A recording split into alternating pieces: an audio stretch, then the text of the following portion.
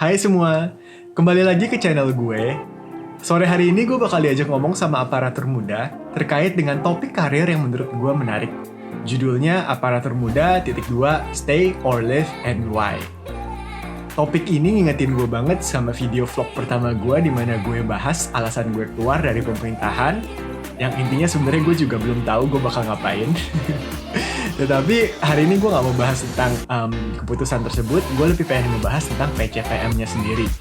Jadi PCPM Bank Indonesia itu adalah sebuah program manajemen trainee di mana aplikan yang masuk dan nantinya lolos sebagai PCPM akan diekspos ke beragam divisi dan juga satuan kerja yang ada di Bank Indonesia, dan tujuannya agar PCPM ini menjadi calon pimpinan masa depan Bank Indonesia sesuai dengan namanya.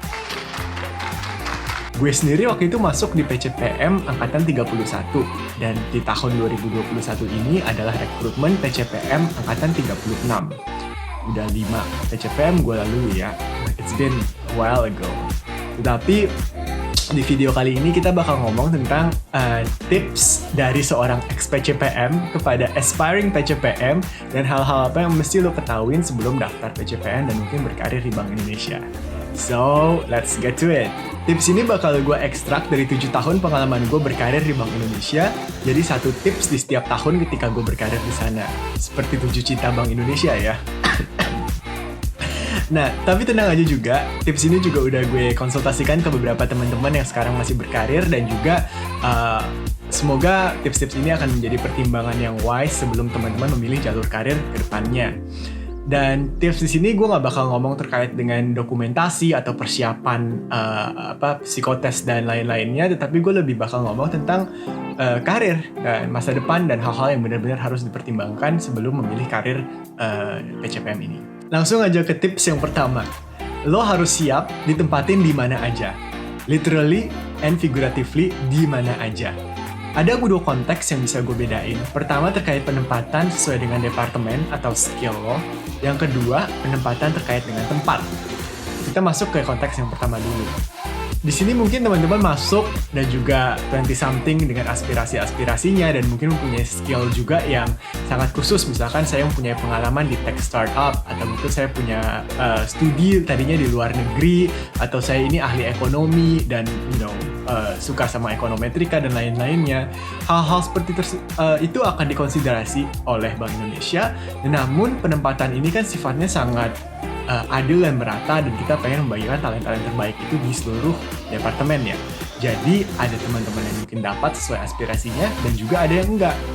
Nggak jarang ekonom-ekonom mungkin ditempatkan di bagian pengelolaan sumber daya ataupun nanti di pengelolaan aset, atau mungkin teman-teman yang engineering nanti masuknya bukan di sistem pembayaran tetapi mungkin di bagian-bagian lainnya seperti ekonomi juga, sehingga harus mempelajari hal-hal yang sifatnya baru.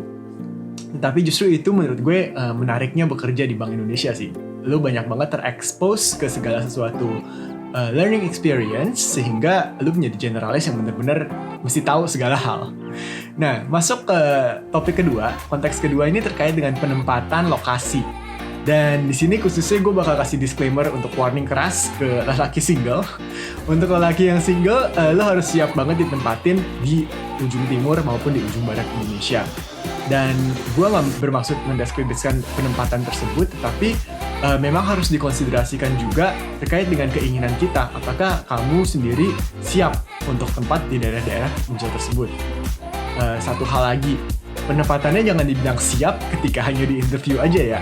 Karena memang siapnya ini literally dari hari kamu pertama masuk di Bank Indonesia sampai nanti akhirnya kamu mungkin pensiun atau memutuskan untuk keluar di Bank Indonesia.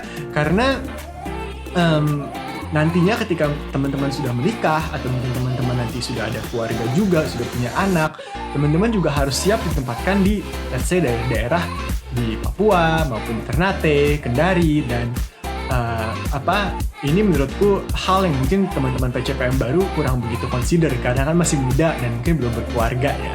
Jadi menurutku hal terkait penempatan ini harus benar-benar dipikirin ketika siap untuk masuk ke Bank Indonesia. Masuk ke tips kedua. Your work is not your life. Gue pelajaran ini di hard way karena di tahun kedua gue berkarir, gue itu jatuh sakit. Dan ketika gue jatuh sakit, gue baru sadar bahwa yang paling penting itu adalah kesehatan, baik itu kesehatan secara fisik dan juga mental. Karena ketika kita jatuh sakit, ataupun nantinya mungkin meninggal, kita sangat mudah untuk digantikan dengan talenta-talenta lainnya. Sehingga harus benar-benar bermainkan ini seperti maraton dan jangan terlalu fokus ke kerjaan sehingga kita benar-benar kacamata kuda hanya kerja dulu dan hidup kita adalah kerja kita adalah hidup. So sad banget sih. Dan di sini gue pengen ngomong lebih lanjut terkait dengan gimana caranya untuk membuat hidupnya lebih berwarna ya. Karena di Bank Indonesia sendiri sebenarnya banyak sekali event, jadi kayak ada acara ikatan pegawai dan di sana itu pun banyak kayak klub fotografi, ada klub bola, klub tenis, dan teman-teman juga bisa menyalurkan hobi dan juga channelnya dengan kehidupan di sana, walaupun mungkin lingkupnya masih di ikatan pegawai. Tetapi kalau misalnya teman-teman lebih extrovert ataupun lebih suka berorganisasi, juga bisa kalau aku saranin tetap aktif di luar sana karena akhirnya jejaring ini kan sangat penting juga ya. Jadi mungkin teman-teman bisa berorganisasi di luar dan juga tetap menjadi diri sendiri bahwa kita ini pegawai tapi kita juga punya kegiatan-kegiatan lain di luar sana. Dan hal ini sangat penting ketika misalkan nanti teman-teman ingin interview untuk mencari beasiswa ataupun interview di kesempatan berikutnya, karena akan ditanya hal-hal apa yang teman lakukan di luar pekerjaan. Dan itu my first pitfall waktu itu jatuh di sana ketika bekerja setelah 3-4 tahun gitu, tetap merasa bahwa ya my life is the institution. Jadi ketika menjawab ataupun merespon jawabannya seolah-olah ya institusi yang sedang berbicara bukan diri saya sendiri. Dan itu menurutku salah karena awal-awalnya aku berkarir di Bank Indonesia aku mempunyai mindset my work is my life. Sehingga ini menurutku tips yang sangat wise sih buat teman-teman nantinya yang mau berkarir di Bank Indonesia ataupun yang sudah berkarir di Bank Indonesia ataupun di instansi-instansi pemerintah lainnya untuk always look outside dan juga always compare yourselves or like looking for opportunities juga, bukan kesannya untuk membanding-bandingkan atau gimana, tetapi lebih untuk keep ourselves down to the earth.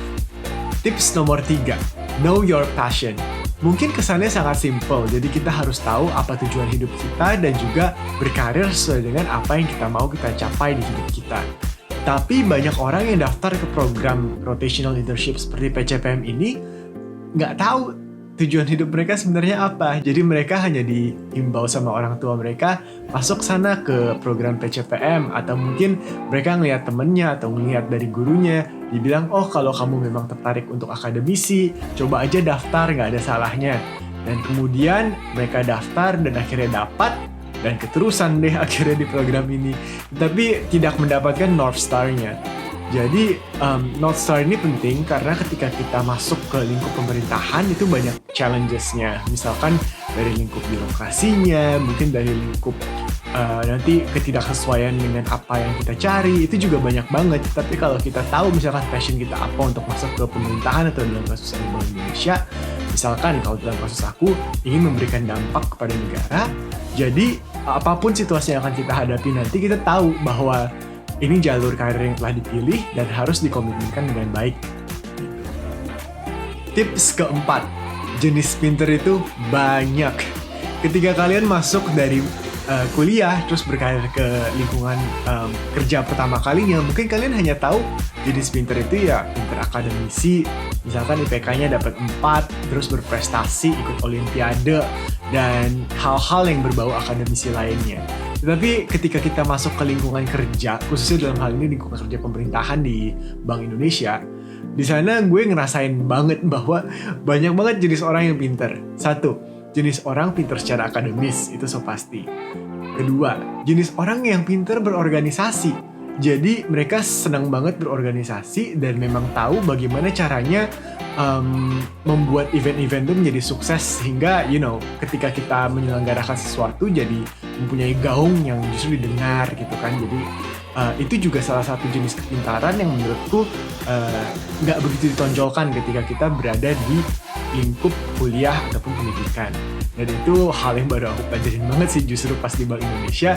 Jadi aku mulai kepikiran berorganisasi dan hal-hal lain yang justru terinspirasi dari pekerjaan itu. Dan ada jenis pinter yang ketiga, pinter ngomong. Dan maksudnya nggak mendiskreditkan apapun, tetapi memang kemampuan berbicara, kemampuan untuk berdiplomasi, dan bahkan ketika kita memimpin rapat pun, bagaimana misalkan menyuarakan satu pendapat agar bisa didengar, itu juga sangat penting.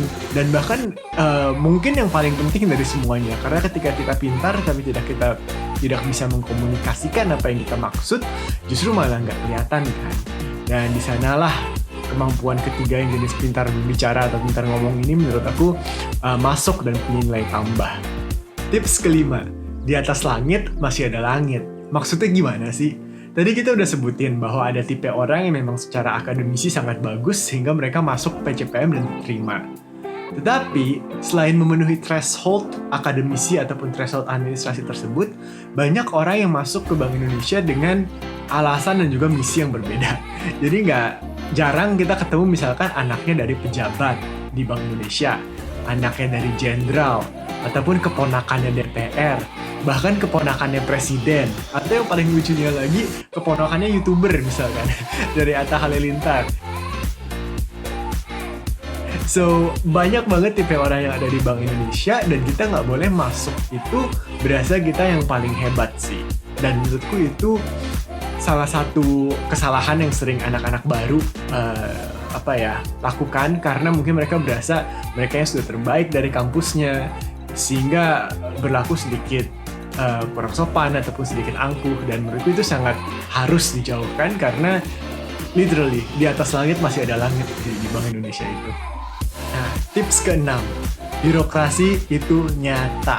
Mungkin gue telat banget ya, baru di tahun ke-5, tahun ke-6 gue baru menyadari birokrasi itu nyata, tapi gue punya alasannya. Karena di masa-masa itu ada terjadi perubahan kepemimpinan di top management, sehingga yang tadinya kita ada kultur A, mungkin yang sifatnya lebih flamboyan, tiba-tiba kita berubah ke kultur B yang sifatnya jauh lebih religius. So, tiba-tiba berubah aja sedrastis itu, dan baru kerasa bahwa memang birokrasi itu beneran ada. Birokrasi kan pada akhirnya kita mengikuti apa kata arahan pimpinan tertinggi dan mencoba menjalankannya kan ya. Jadi ya prinsip yang ABS, asal bos senang, itu kadang jadi momok sendiri sih ketika bekerja di instansi negara gitu, pemerintahan seperti di Bank Indonesia pun juga tidak lepas dari hal-hal demikian. Tapi ada baiknya sih, ada tips yang gue dapet dari orang itu ketika kalian masuk ke suatu tempat, mungkin nanti ketika sudah jadi PCPM pun terus pindah ke departemen baru, lebih baik menggunakan 2 bulan pertama untuk test the water. Jadi jangan terlalu ambisius atau jangan terlalu menunjukkan apapun, karena kita harus ngerti dulu kita berada di lingkungan seperti apa sebelum akhirnya kita menunjukkan skill kita dan juga mungkin lebih berani mengungkapkan pendapat.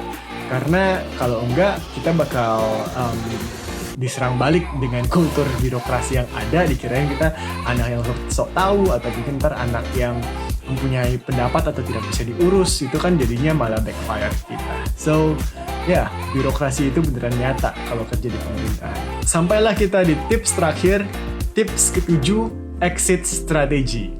Dan di sini gue bilang exit strategy apply ke semuanya ya. Ketika kita berbisnis pun, kita harus tahu kan exitnya mau ngapain. Apakah bisnisnya mau dijual? Apakah bisnisnya mau diterusin, dilimpahkan ke anaknya?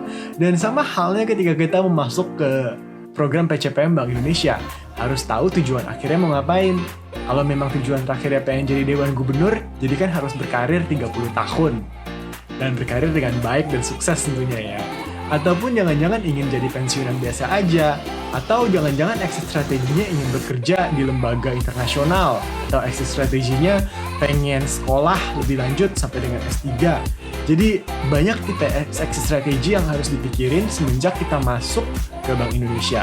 Nah, dalam kasus gue sendiri, ketika gue masuk ke BI, sebenarnya ada di benak belakang gue bahwa mungkin ini bukan gue bakal pensiun di sini sih, karena gue nggak kepikiran juga bagaimana seseorang dapat pensiun di suatu tempat kerjaan, karena memang gue nggak ada dilahirkan di kondisi keluarga yang bekerja sebagai PNS ataupun pegawai negeri ataupun bahkan pegawai swasta gitu. Jadi gue tahu at the end of the day gue pengen buat sesuatu yang I have some ownership of that, either it's business or whatever. Tapi I just know that there's gonna be an exit strategy that I need to pursue. Dan dalam hal ini nyambung lagi jadi ke topiknya channel ini tentang MBA and MIT. And I think that was my strategy to exit, dan sesuatu yang memang gue sudah pengen banget lakuin sih dari beberapa tahun yang lalu. Gue pengen pursue MBA, dan finally I have the chance to do that.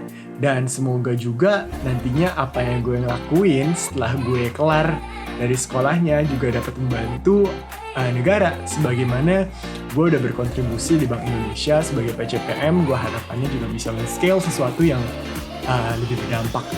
Finger crossed. Nah, dan itu adalah 7 tips dari gue buat teman-teman yang pengen masuk ke PCPM Bank Indonesia. Bahkan bagi mereka yang pengen daftar PNS, ASN, menurut gue beberapa tips yang gue sebutin tadi relevan juga sih.